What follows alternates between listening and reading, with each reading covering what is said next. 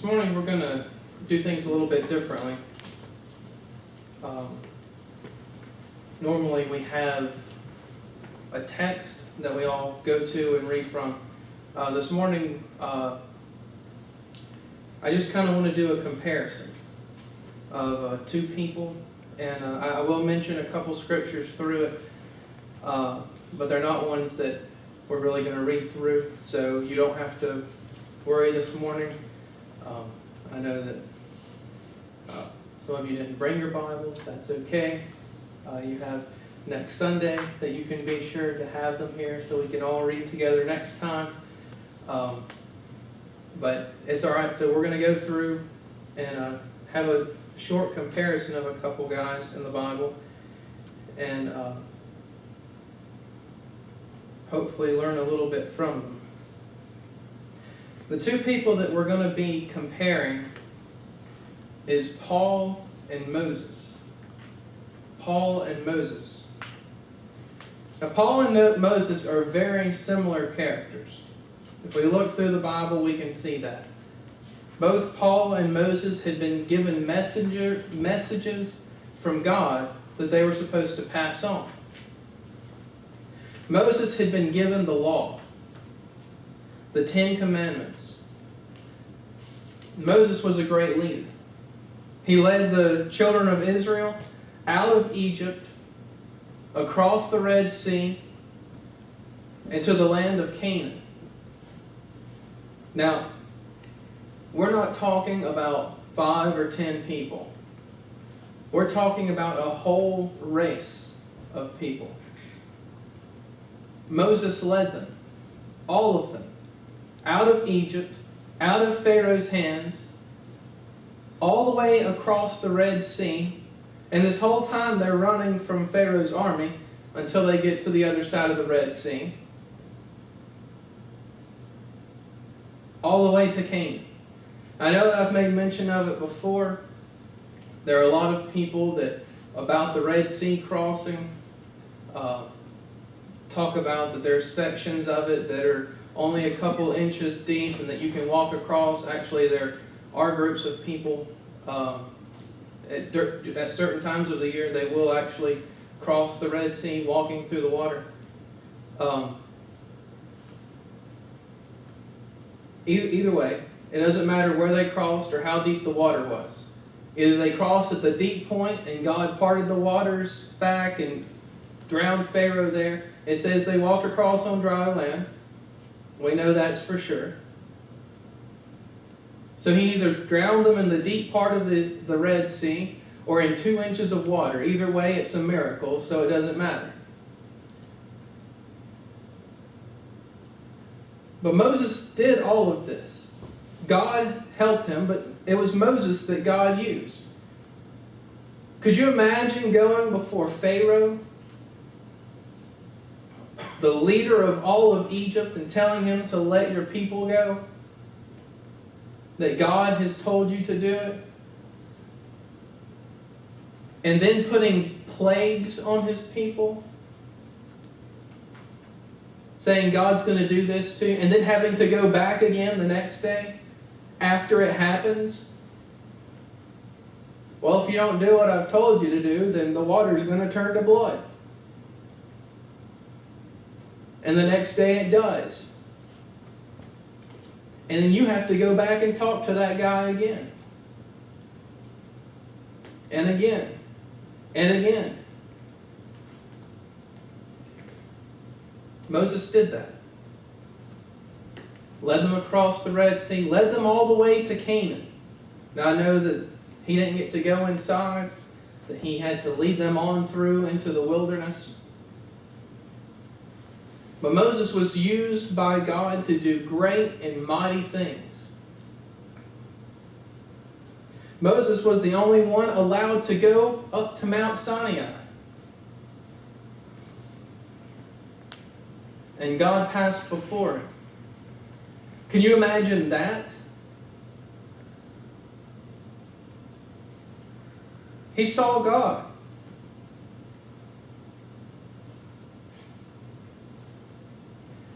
Then we have Paul. Paul was given the message of grace, of the grace of God, according to Ephesians chapter 3, verses 1 through 4, and Acts chapter 20, verse 24. He was given the message of the grace of God. See, Moses was given the law. And as Scripture tells us, the law proves you guilty and condemns you to death.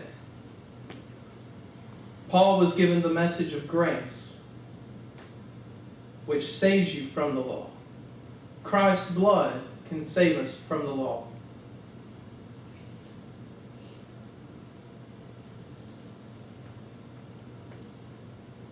Paul also wrote 13 books of the New Testament. 1st and 2nd Corinthians, Romans, Hebrews, 1st and 2nd Timothy, Titus, Philemon, Galatians, Colossians, 1st and 2nd Thessalonians, Ephesians, and Philippians. And while a few of those people will argue against whether Paul wrote them or not, there isn't any proof that someone else wrote them that's concrete. So we're accepting the general thought that he wrote all of those books.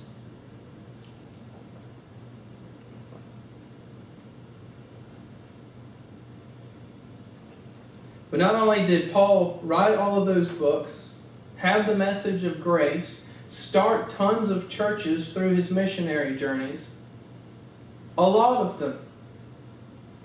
I mean, these books, all of them were letters to churches. And most of them were churches that he had started. Not only did he do that, but he was God's apostle to Rome. He was the one that God chose to reach out into Rome. That's another huge thing to have to do.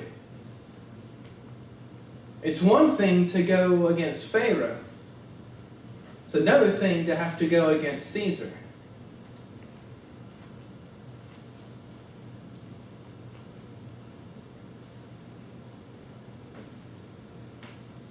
Another thing that they had in common, both were great men of God, both had messages, both did powerful and wonderful things for God, both their ministries led them into dangerous places, but they both began as sinners.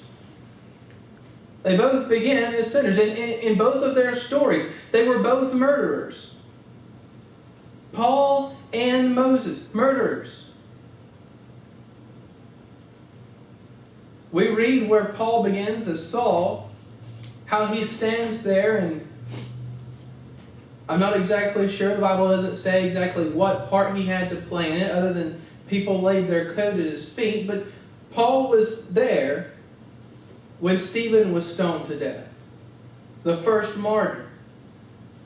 And we know that after that as Saul, he went around persecuting and killing Christians, hoping to do so in the name of God. Moses, we know that he saw one of his kinsmen being killed or beaten by an Egyptian, and we know that he killed the Egyptian and buried him. We know these things. Both started off as murderers.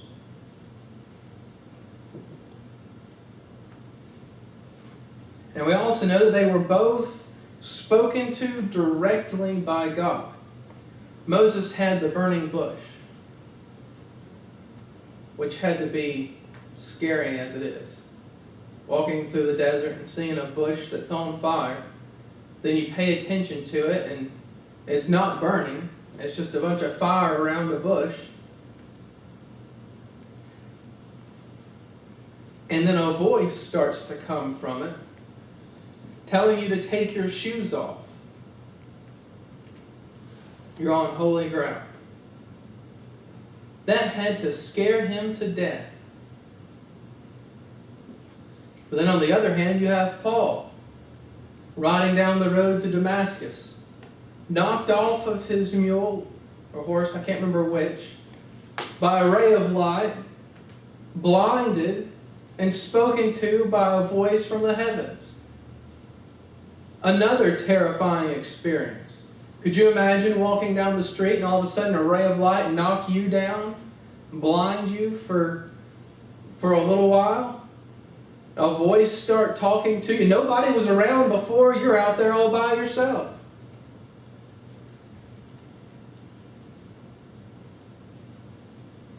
It's a fear that God put in them. God's presence is like that. We're not used to seeing God or speaking to God or seeing all these wonderful and powerful things happen. We're not used to that. They weren't either. Even living back in the Bible, they weren't used to it. How many times do you think Paul got knocked down by light? How many of you woke up in the morning and turned your lights on in your bedroom or in the bathroom, wherever it was that you usually turn them on, and right away that light just so bright? How many of you have changed that bulb to a dimmer one? It'll startle you. And that's what Paul experienced. A startling experience.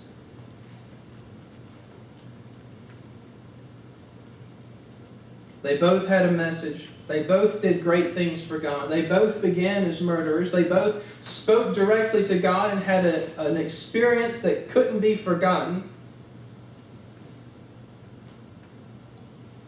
Both Paul and Moses were huge in God's plan. They were very similar, except for one point: their self-image, how they viewed themselves. See, Paul had a thorn in his flesh, as he says. We're not exactly sure what that was. We don't know if it was a physical thing or if it was the persecutions that he had to suffer, but we know that Paul had stuff going against him. And Moses had a speech impediment, had a hard time speaking clearly. But when those moments came that changed their lives forever, Moses with his burning bush and Paul with the road to Damascus, they both had a choice they had to make right then and there. Paul, as soon as he was able, took off to start spreading the gospel. Kneeling there in front of the burning bush, Moses started to tell God, I can't do it. I can't speak plainly. I'm not that type of person. I can't do it. He even offered Aaron as a substitute. He said, I know you need help. You need someone here to do this for you. You don't need help, but you need someone here to do this for you. You need a servant. And I can't be that person. I don't speak plainly. I'm not that type. But Aaron, he's good at this stuff. He can do it all day long. He's great. He would be perfect for you. God didn't want Aaron. He wanted Moses. But there Moses is making excuses. I'm not good enough. I can't do it.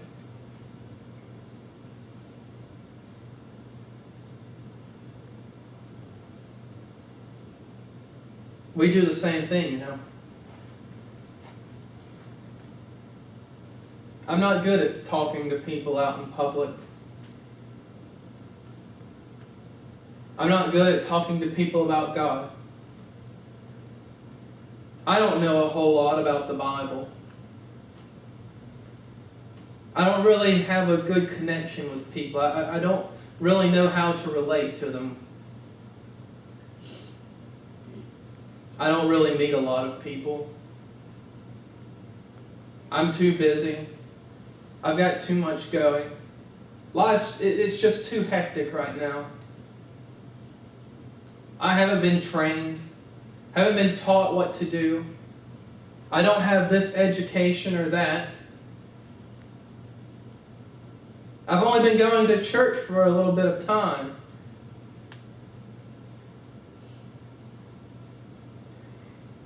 people really don't take me seriously. They're nice to me, but who's really going to change their entire life because of something that I said?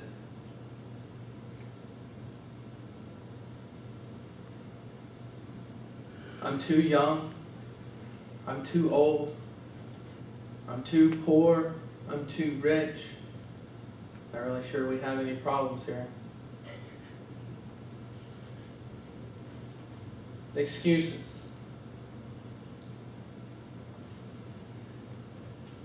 Trying to plead with God like Moses before the burning bush. Please pick someone else. Take this one over here. They're so much better at it. They can do such a great job for you. Well, the news flash is that if God wanted that person to do it, He would have talked to them. But He didn't. He didn't put them in that situation. He didn't give them that opportunity. He gave it to us. He gave it to you. It doesn't matter how many excuses you have or how many reasons you have of why you can't do it or why you're not perfect or why someone else would be better. It doesn't matter, because there were better people than Moses to go out and lead the children of Israel. Like he said, Aaron could have done it better. He had a better way of speaking. That's for sure. But it doesn't matter. God wanted Moses.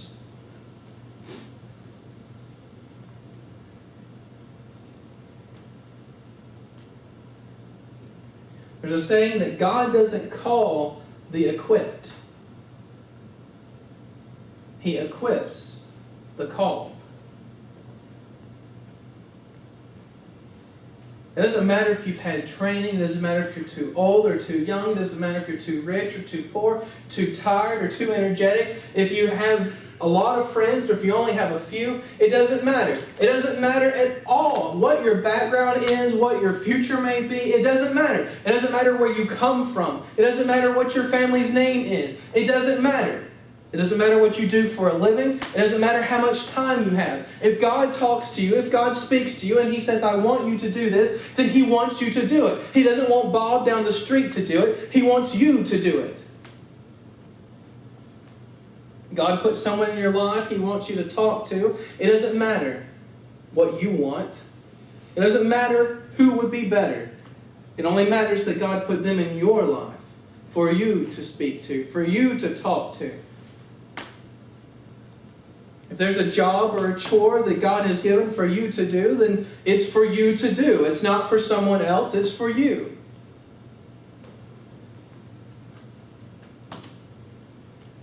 And we all have something.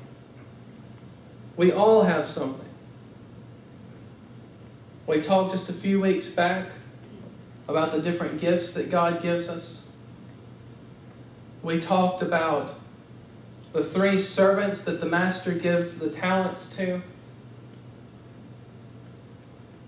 And one thing that we can always get from that story is that it doesn't matter how many talents they all had something. And they all had something that they needed to do with it. We've all been given something. Something that makes us unique. There's not a single one of us that's just like somebody else. You may find someone that is almost the exact same person that you are. It happens. There's always going to be a little difference. Something that makes you unique. Something that makes it where you can talk to someone that they can't. That's the way it is. That's the way God created us. So we don't have to have all of these gifts and all of these talents and be able to do everything under the sun. We don't have to be all of that. All we have to be is willing. See, for Paul and Moses, it didn't matter what they were good at or what they were bad at. It didn't even matter that they were both murderers. Did you hear that? It didn't even matter that they were both murderers. How amazing is that? The 2 most important messages that God had to send to man, He sent it through murderers. Now, when you think of a horrible person, I think a murderer was probably pretty high up on your list. But God changed them, saved them, and used them. Not because they deserved it, but because He chose them. And because they were willing. Doesn't matter if your past is full of sin or you've been in church your whole life. It doesn't matter. All that matters is that you are willing to do what God wants you to do. And if you are, God has great things in store.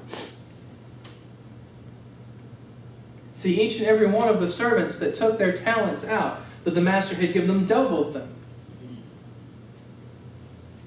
And if we take what God has given us, how great or small it may be, and we go out and we talk to people and we witness and we do what God has told us to do,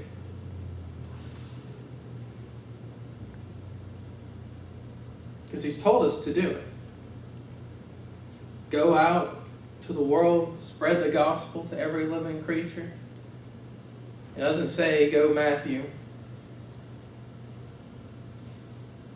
He says, go. All of us. If we'll take those talents, we'll take what God has given us, how great or small it may be, He will multiply it. He will make it greater. And someone that is, in the world's eyes, useless or worthless, someone that in our own eyes may be useless or worthless, can be used to do great and powerful things for God. Not because they are great, but because He is great. That's what matters. How big, how powerful, how great is your God? The God that you believe in is the God that is using you. However powerful, however great He is to you, that's how great and powerful He will be. You will be used by Him. If you think that God is some small something that, well, He can help some people, but He can't help me, you're probably going to get what you asked for. But if you say, God can do anything and I can do all things through Him, and you go out and speak to people and step outside of your comfort zones, now, not all of us are like Wilma. Not all of us can go up and talk to anybody about anything for all day. Wilma's been given a gift there. Like me, I'm real shy and bashful and have a hard time speaking to people. Just like Dad.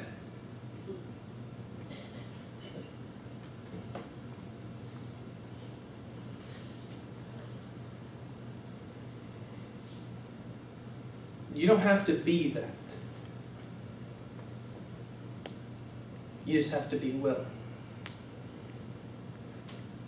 If you speak to one person, if you save or lead someone to Christ one time, if you lead someone to Christ one time, then it has all been worth it. No matter how great or how small your life has been, if you lead one person to Christ, it has all been worth it. All the pain, all the struggle, all the torment, everything that you've had to go through, all the temptations, it doesn't matter. If you lead one person to Christ, it has all been worth it.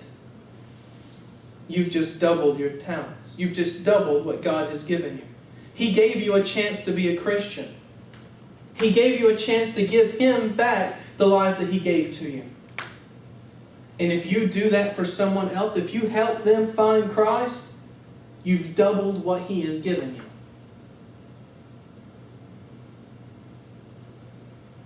If you have led someone to Christ, it's not time to stop because you've done it once. You can do it again.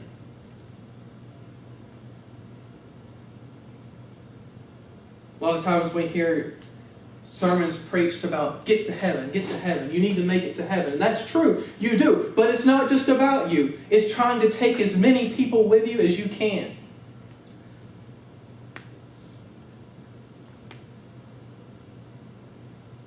If you make it to heaven, that is great. That is awesome. Very few actually do.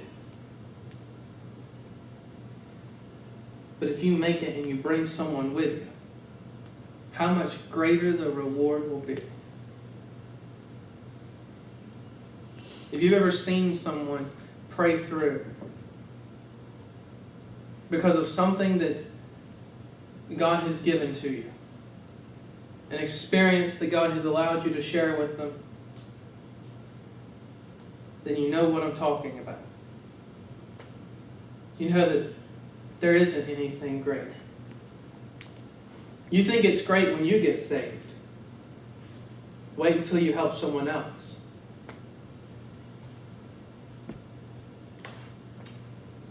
You'll get addicted.